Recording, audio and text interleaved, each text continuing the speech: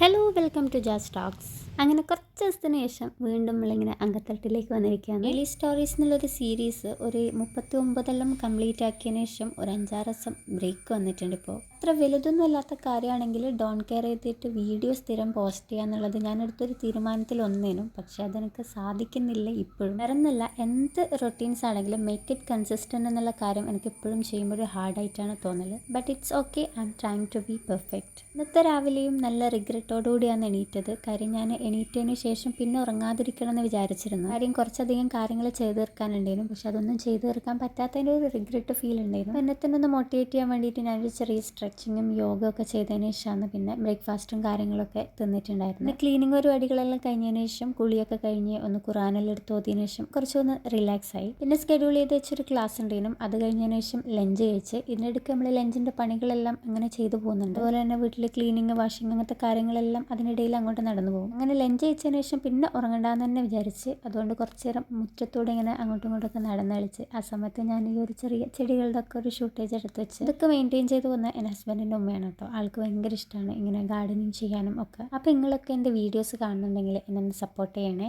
ഇടയ്ക്കിടയ്ക്ക് ഇങ്ങനെ മാവേലി പോലെ വന്ന് പോകുന്നതാണെങ്കിലും നിങ്ങളതൊന്നും കാര്യമാക്കണ്ടെന്നേ. കാണുന്നുണ്ടെങ്കിൽ നിങ്ങൾ എൻ്റെ വീഡിയോസ് സപ്പോർട്ട് ചെയ്ത് കൂടെ നിൽക്കണം കേട്ടോ. Thank you.